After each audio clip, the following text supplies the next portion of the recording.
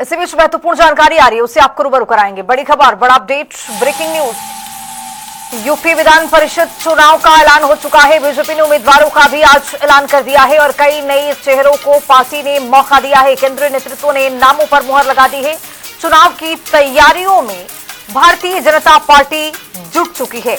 तो आपको बताते चले कि अब विधान परिषद को लेकर जो तैयारियां हो रही है उत्तर प्रदेश में, आज भारतीय जनता पार्टी की ओर से नामों का ऐलान कर दिया गया है। और कुल मिलाकर जिस तरह से तस्वीरें निकल करके सामने आई है कि 5 उम्मीदवारों का नाम का ऐलान भारतीय जनता पार्टी की ओर से किया गया है। कई नए चेहरे जो हैं उनको भी यहां पर मौका दिया गया है।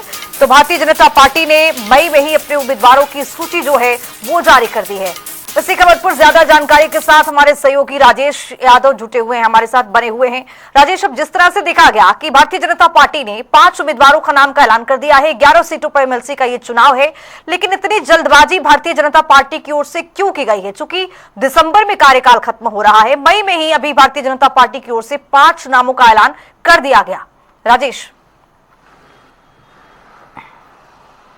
आज देखिए खुशबू, अगर बात करें एमएलसी के चुनाव की तो जाहिर सी बात है कि योगी आदित्यनाथ कोई रिस्क नहीं लेना चाहते हैं। और सबसे बड़ी बात है कि 2027 में विधानसभा का चुनाव है, तो जाहिर सी बात जो एमएलसी का चुनाव होगा कहीं न कहीं देखा जाए सेमीफाइनल के तौर पे देखा जा रहा है। क्योंकि आपको बता दूं कि जो अभी अगर देखा जाए भारतीय जनता पार्टी जो विधानसभा एमएलसी के चुनाव के लिए 5 उम्मीदवारों की जो लिस्ट जारी की है, तो कहीं न कहीं केंद्रीय चुनाव समिति के द्वारा घोषित किए गए हैं प्रत्याशियों के नाम। और उसमें सबसे बड़ी बात है कि आपको बता दूं कि लखनऊ से स्नातक सीट से अवनीश कुमार सिंह है, और आगरा स्नातक सीट से डॉक्टर मानवेंद्र प्रताप सिंह है, बरेली मुरादाबाद शिक्षक सीट से डॉक्टर हरि सिंह ढिल्लों हैं, और उसके अलावा अगर लखनऊ से बात किया जाए तो लखनऊ शिक्षक सीट से उमेश द्विवेदी और मेरठ से श्रीचंद शर्मा, ये 5 लोगों की लिस्ट में नाम जारी किया गया है। और सबसे बड़ी बात आपको बता दूं कि ये नाम जो है इसलिए जारी किया गया है, इसलिए जल्दबाजी की गई है कि 2027 में विधानसभा का चुनाव है। अब विधानसभा के चुनाव में ज्यादा वक्त नहीं रह गया, इसको लेकर बीजेपी कहीं कहीं देखा जाए जल्दबाजी की है और अपने प्रत्याशियों के नाम की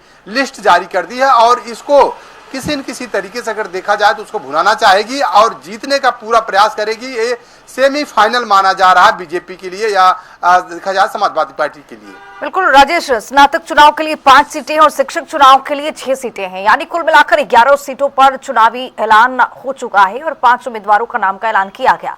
लेकिन कोई ऐसा नाम आपको जो अभी लग रहा हो इन 5 नामों में जो भारतीय जनता पार्टी नाम का ऐलान इन 5 में से ऐलान करके कुछ चौंका रही हो, या फिर ये रिपीटेड है, या फिर ये कह ले कि ये पहले से तय था कि यही आने वाले हैं? देखिए खुशबू, अगर आपको बता दूं कि बीजेपी कहीं कहीं देखा जाए कोई गलत कदम नहीं उठाती है, बिल्कुल फूंक फूंक कर कदम उठाती है। तो जाहिर सी बात है कि इसमें रिपीटेड भी हैं और नए भी हैं। लेकिन सबसे बड़ी बात है कि बीजेपी ने विश्वास किया है एक बार फिर से इन प्रत्याशियों पर, इन नामों पर। तो कहीं कहीं देखा जाए ये जो चुनाव है, जो एमएलसी का चुनाव है, बीजेपी के लिए सेमीफाइनल माना जा रहा है। क्योंकि अब 2027 में विधानसभा का चुनाव है, तो बीजेपी कहीं कहीं देखा जाए किसी भी कोई भी कदम ऐसा नहीं उठाना चाहती है कि जिससे बीजेपी को नुकसान हो। तो कहीं देखा जाए अंतिम सवाल आपसे ये, अंतिम सवाल ये कदम उठाया है। सपा की ओर से, कांग्रेस के पार्टी की ओर से क्या कोई पत्ते खोले गए हैं? अभी कुछ चर्चा तेज है एमएलसी चुनाव को लेकर?